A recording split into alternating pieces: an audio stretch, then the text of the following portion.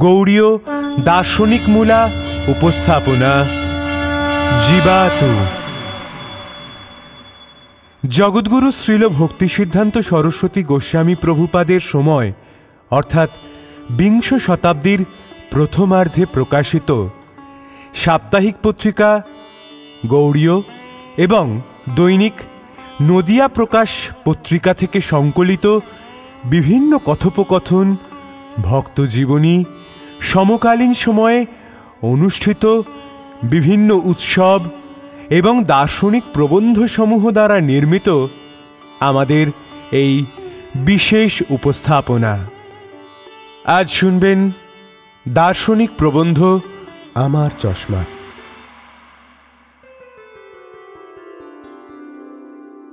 1329 বঙ্গাব্দের 16ই ভাদ্র গৌড়ীয় পত্রিকায় আমার চশমা প্রবন্ধটি প্রকাশিত হয়। এই প্রবন্ধের প্রথমে রয়েছে এক ম্যাজিস্ট্রেট এবং এক ভট্টাচার্যকে নিয়ে একটি সরস গল্প। গল্পের বিষয় হলো এক সাহেব কাঁঠাল খেতে গিয়ে অসুবিধায় পড়ে, নিজের গোঁফ দাড়ি কামাতে বাধ্য হন। আর দাড়ি গোঁফ কামানো ভট্টাচার্য মশাইকে দেখে তার ধারণা হয় যে তিনিও কাঁঠাল খেতে গিয়েই দাড়ি গোঁফ খোয়ান। তাই নিজের সমান ভেবে আনন্দে সাহেব তাকে 5 টাকা পুরস্কার দেন। আসলে সাহেবের ধারণা যে ভ্রান্ত তা তিনি নিজেই জানেন না।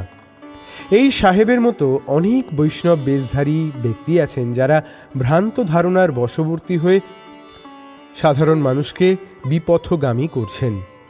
একদিন এক বৈষ্ণব বেশধারী ব্যক্তি প্রভুপাদের সামনে এসে বললেন, পরকীয়া রস ভোগ না করলে রাধাকৃষ্ণ লীলা আস্বাদন করা সম্ভব নয় এবং বড় ভক্ত হওয়াও সম্ভব নয়। প্রভুপাদ তার এই কথা শুনে তাকে প্রকৃতির রাজ্যের অতীত অপ্রাকৃত নির্মল পারকীয় রসের কথা বলেন। মহাপ্রভু যে নির্মল আত্মধর্ম লোকের দ্বারে দ্বারে প্রচার করেছেন তার কথাই বলে প্রভুপাদ উক্ত ব্যক্তির ভ্রান্ত ধারণা লাঘব করেন। প্রবন্ধের নাম আমার চশমা। একটু বেশি দিন আগে এদেশে সাহেবরা বেশ আসর জমিয়ে নিতে পারেনি। তখনও এদেশের জিনিসপত্র সম্বন্ধে তাদের সব খবর পুরোপুরি জানা ছিল না। সেই সময়ের এক ম্যাজিস্ট্রেটের বেশ দাড়ি গোঁফ ছিল। এদেশে সাহেবদের তখনও একেবারে দাড়ি গোঁফ কামানোর রেওয়াজ ছিল না। সাহেব একটা কাঁঠাল ভেট পেয়েছিলেন। তিনি আদালিকে জিজ্ঞেস করে জানলেন সেটা খাবার জিনিস এবং তা ভেঙে খেতে হয়। সাহেব তার অপরিচিত জিনিসটিকে খাস কামরায় রেখে আসতে বলেন। পরে একসময় গোপনে কাউকে কিছু না জানিয়ে দরজা বন্ধ করে কাঁঠালের সৎ ব্যবহারে প্রবৃত্ত হলেন। কাঁঠালটা ভেঙে কোয়া বাদ দিয়ে খোলার উল্টো পিঠটা মুখে দিতেই মিষ্ট রস পেয়ে আনন্দে ভোঁতা চুষতে লাগলেন। পরে বুঝতে পারলেন যে আঠা তার গোঁফ দাড়িতে জড়িয়ে গিয়ে এক বিষম মুশকিল হয়েছে। তখন আর ব্যাপার গোপন রাখতে পারলেন না। আদালিকে ডেকে তার উপর ভারী তর্জন গর্জন আরম্ভ করে দিলেন। সে বেটা যেন তামাশা করে তাকে বিপদে ফেলেছে। সে বেচারা তো ভয়েই খুন। সাহেব এই মারতে যান তো এই মারেন। তখন আরদালি বেচারা কাঁদতে কাঁদতে বলল, হুজুর मेहरबानी करके मुझसे बात सुनिए, कसूर मालूम हो तो जो खुश है वही कीजिए। साहेब একটু ঠান্ডা হলে সে বলতে লাগলো, हुजूर वो चीज खाने का बंदोबस्त अलग है, अब जो खा रहा वो तो फेंक देना पड़ता, मगर उसको बीच में जो अंडा माफी चीज वही खाने का माल है। ये नकर का कुछ कसूर नहीं हुजूर, आप हुजूर रखने वाला मरने वाला, हुजूर को जो खुशी।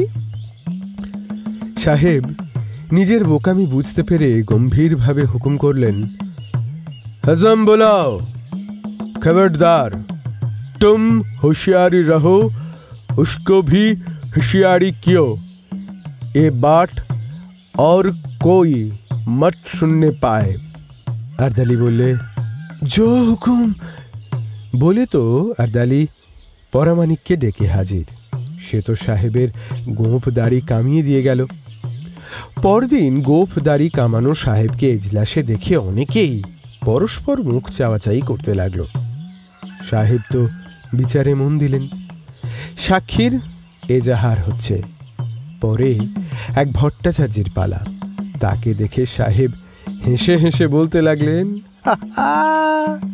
আমি বুঝিয়েছে, সব বুঝিয়েছে, তুমি লোক কঠার খাইয়েছে কেমন। ভট্টাচার্য এসেছিলেন মিথ্যে সাক্ষ্য দিতে। সাহেব সব বুঝেছে এই কথা শুনেই তো তিনি হতভম্ব, কাঁপতে লাগলেন। সাহেব হুকুম দিলেন ভট্টাচার্যকে যেন লাঞ্চের সময় সাহেবের কামরায় নিয়ে যাওয়া হয়। তখন আর তার সাক্ষ্য নেওয়া হলো না। লাঞ্চ সেরেই সাহেব ভট্টাচার্যকে ডাকিয়ে নিয়ে আবার সেই কথা। ভট্টাচার্য তো কেঁদে খুন। সাহেব সান্ত্বনা দিচ্ছেন, উহাটে কি দোষ আছে? আপনি কেন ভীত হচ্ছে? আমি আপনি মাফিক কঠার খাইয়েছে, আপনি ভি কঠার খাইয়েছে, দাড়ি কামাইছে, গোপ কামাইছে। আপনার দেশে কোন জিনিস খাইতে এত কষ্ট করেন, আপনি কখনো কাঠার খাইবে না। তার মতো কাঁঠাল খেয়ে বিপাকে পড়ে এদেশের একজনকে গোপ দাড়ি কামাতে হয়েছে বুঝে ভারী আনন্দিত হলেন সাহেব। আনন্দে ভট্টাচার্যকে 5টি টাকা পুরস্কার দিলেন। ভট্টাচার্য হাসবেন না কাঁদবেন ঠিক করতে না করতেই চাপরাশি তাকে বাইরে নিয়ে গেল এবং আরও 4 জনে মিলে বকশিস বলে ওই 5 টাকার ভার হতে তাকে অব্যাহতি দিল। ব্রাহ্মণ এসব হতে রেহাই পেয়ে ঊর্ধ্বশ্বাসে গৃহমুখে দৌড়ে এসে গৃহিণীকে বললেন, ম্যাজিস্ট্রেট সাহেব আমাকে মিথ্যে দলের সাক্ষী বলে কাটারি খেতে, অর্থাৎ কাটারির আঘাত খেতে কাটারি কিনবার জন্য 5টি টাকা দিয়েছিল। আর যেই চৌকিদারগুলো ওই টাকা নিয়ে কাটারি কিনতে গেল আমি অমনি ছাড়া পেয়ে পালিয়ে এসেছি। আমাকে যদি বাঁচতে দেখতে চাও বেশ করে আমায় ঘরে বন্ধ করে লুকিয়ে রাখো, নইলে আমার গর্দান যাবে। ওই সাহেবের মতো বিচারপূর্ণ ব্যক্তি আজও দেখতে পাই। কিছুদিন পূর্বে শ্রী বিশ্ব বৈষ্ণবরাজ সভার ভক্তগণ তাদের ঠাকুরের আনুগত্যে কুষ্টিয়ার নিকটবর্তী এক স্থানে শুদ্ধ ভক্তি ধর্ম প্রচারে যান। তারা মধ্যে মধ্যে দেশের স্থানে স্থানে প্রচার উপলক্ষে গিয়ে লোককে শুদ্ধ নাম কীর্তনের উপদেশ দেন। তৎকালে বৈষ্ণব বেশধারী এক ব্যক্তি প্রভুপাদের নিকট উপস্থিত হন। তিনি শুনেছেন বৈষ্ণব অগ্রগণ্য ভক্ত চূড়ামণি এসেছেন, সুতরাং তিনি পারকীয় রসে রসিক। অবশ্য লোকটির এ পর্যন্ত ধারণা ঠিক হল, কিন্তু তার বিশ্বাস তিনি নিজে যেরূপ জড় পারকীয় রস আস্বাদ করেন, ভক্তশ্রেষ্ঠ যার আখ্যা হয়েছে তিনিও সেই আস্বাদে অবশ্যই বঞ্চিত নন। হাধিক অজ্ঞতা, হাধিক পাষণ্ডতা। প্রভুর ভক্তগণকে তত্ত্ববিচারে নিযুক্ত দেখে ব্যক্তিটি বললেন, আপনারা আসল জিনিসের সন্ধান পাননি। আপনাদের ঠাকুরের সঙ্গে গোপনে আলাপ করে রসাস্বাদ করব। তিনি কিছুতেই তত্ত্বকথায় মনোনিবেশ করতে পারলেন না। তিনি সকলকে অগ্রাহ্য ও উপেক্ষা করে বললেন, মশাই, আপনাদের এখনো অনেক দেরি।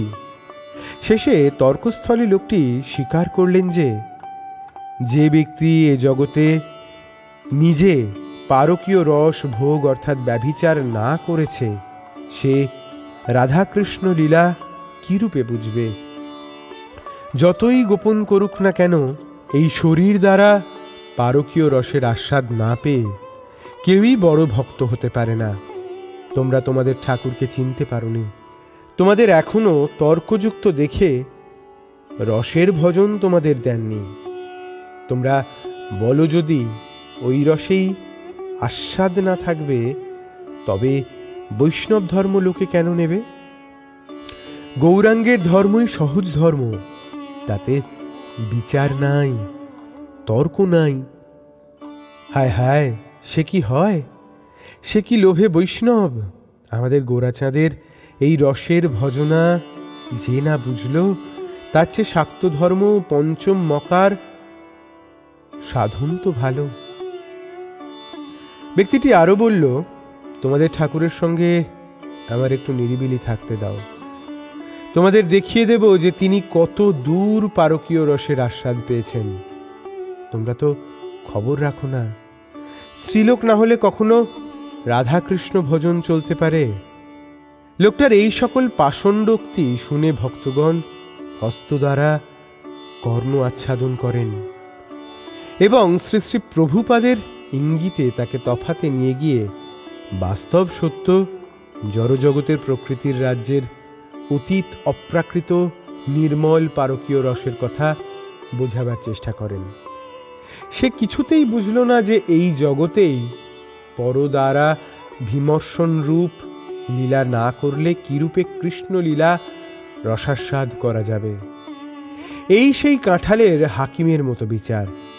ভট্টাচার্য যখন দাড়ি গোঁফ কামান, তখন অবশ্যই হাকিমের মনে হয় কাঁঠাল খেয়ে তারা নিজেদের এই দুর্দশা করেছেন, নচেত কেন তার সাধের দাড়ি গোঁফ দূর করবেন? ধন্য বিচার। আমি যখন মাছ খেয়ে ব্যভিচার করাকেই হরি ভজন বুঝেছি এবং তাই করি, তখন মনে করব যে যত বড় ভক্ত সে তত ওইসব দুর্বৃত্ততায় রত। হায় হায়, এইভাবে কৃষ্ণলীলা রসাস্বাদ করতে গিয়ে কত লোক নিজের চশমায় দেখতে গিয়ে যে পাষণ্ড হয়ে গেল ও অপরকে পাষণ্ড করে তুলল, তারই অত্যা নাই।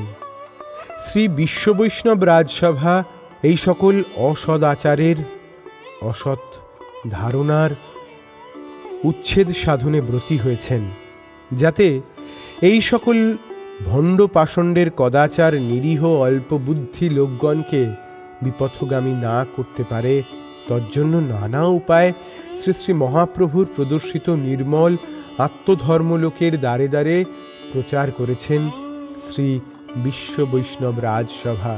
জগতে সদ্বৃত্তি সম্পন্ন ব্যক্তিমাত্রই তাদের সহায় হচ্ছেন এবং হবেন। কেবল অসৎ চরিত্রগণই তাদের প্রচারের উপলব্ধি করতে পারেন না।